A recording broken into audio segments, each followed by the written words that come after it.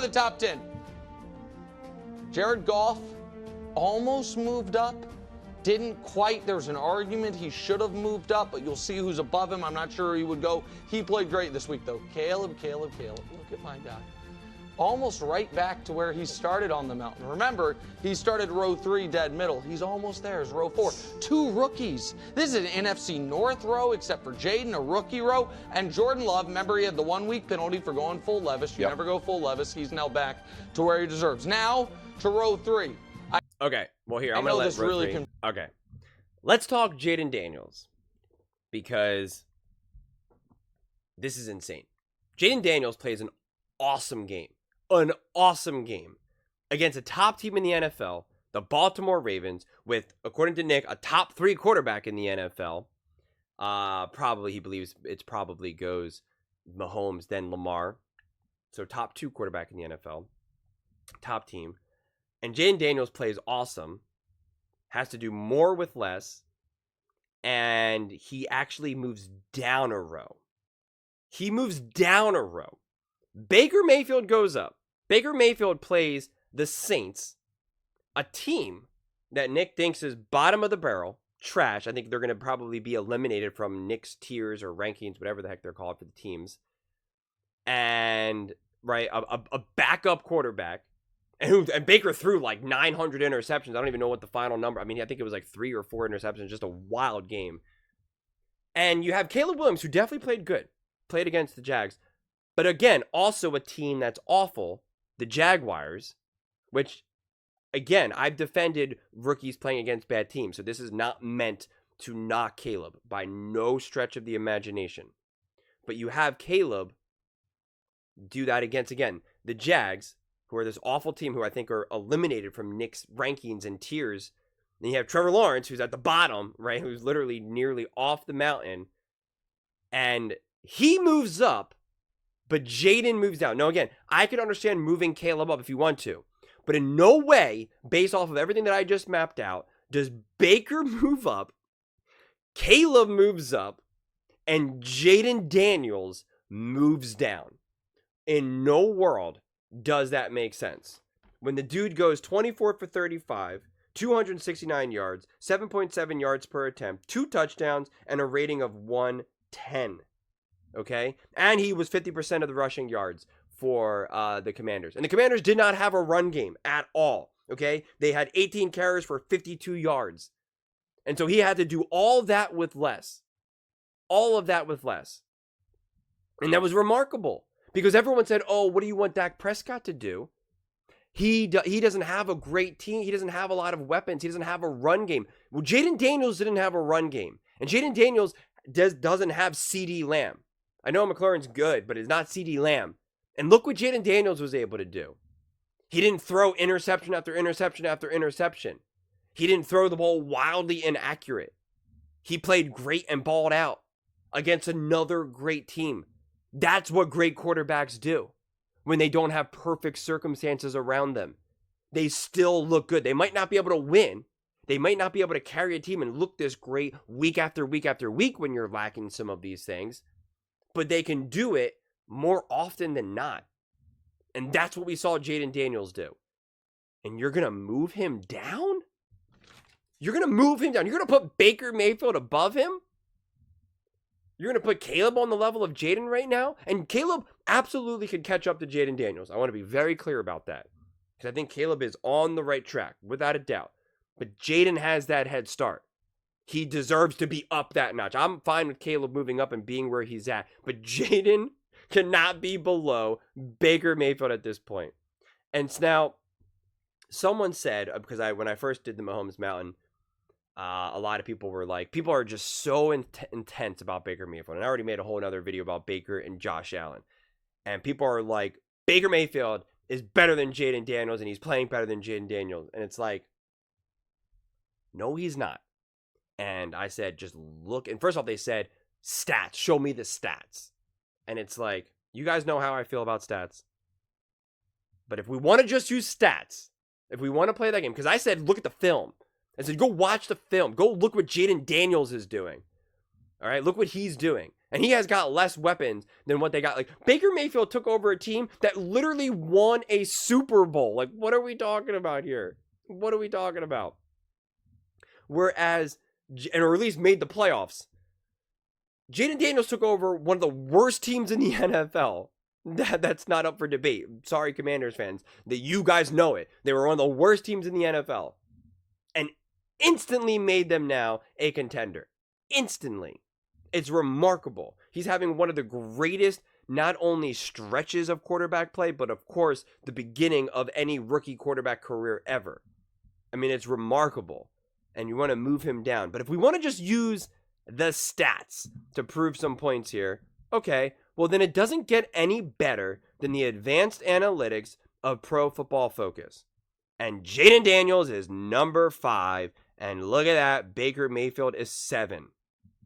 Where's Caleb Williams? Caleb. Where are you, buddy? Oh, okay. You are all the way down at 33. That's where you are. So even if we just want to use stats, and we don't want to use film, and we don't want to see what we're actually looking at, then Jayden Daniels is still above. Okay? And if we want to do direct comparisons, we got Jayden, Jayden to the left, Baker to the right. Here we go. Completion percentage 75.3 to 70.9. Yards, he edges him out ever so slightly. But my God, look how many more attempts that took to get there. 166 to 189. Seems like someone's a little bit more efficient, wouldn't you say? 8.5 yards per attempt to 7.9. The touchdowns 15 to 6. Congratulations to Baker on that one. But only 2 interceptions for Jayden to 5 to Baker, which isn't terrible, not bad. He takes less sacks, but now also, this is what also unlocks Jayden Daniels. 63 rush attempts, 322 yards, long 34 yards, 3-2. So again, even if we want to now just count up the categories, Baker has 1, 2, 3, 4, 5 statistical, categories that he's leading in, whereas Jayden Daniels is 1, 2, 3, 4, 5, 6, 7, 8, 9. So no matter how you want to slice it, use the stats, right? No matter how we want to slice it, still not there. Still not there.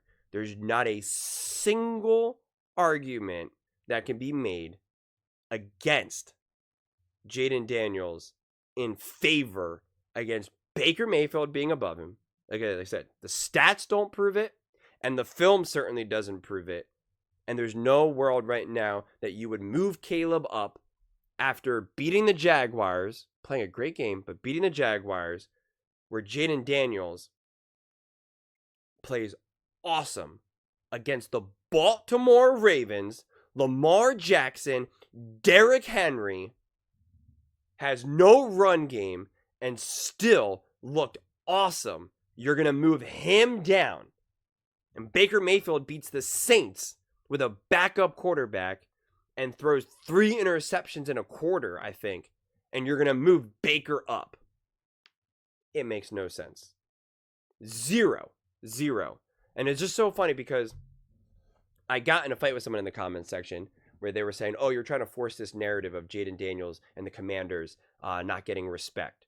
And I was like, no, they are. They're starting to get more respect now. But I was like, Brew and Nick are still very hesitant. He goes, oh yeah, like he put Jayden Daniels as his top 3 quarterback, and they think that the Commanders are a great team. And I was like, no.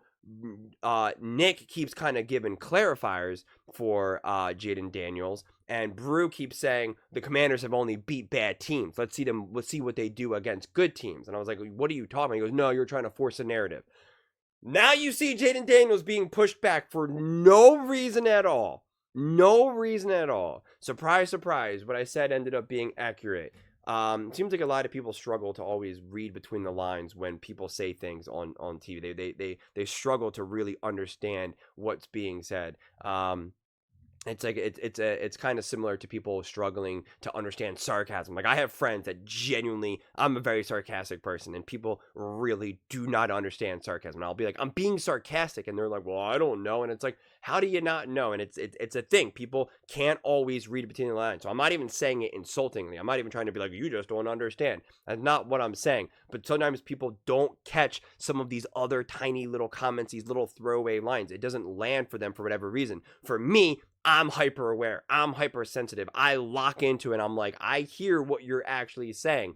So I saw it with Jayden. And again, this is absolute perfect proof. There, in no world should Jayden Daniels be dropped down. In no world after watching that game versus the Ravens. In no world does Caleb go up, Jayden goes down, and Baker goes up. In no world ever. And it's not to say that Baker is a awful trash quarterback. It's not to say that Caleb is a terrible quarterback and is not going to be as good or better than Jayden Daniels. Like, that's not what I'm saying either. We're talking about just how this season has unfolded and what they look like. And Jayden is better. He's playing better. He's done more with less.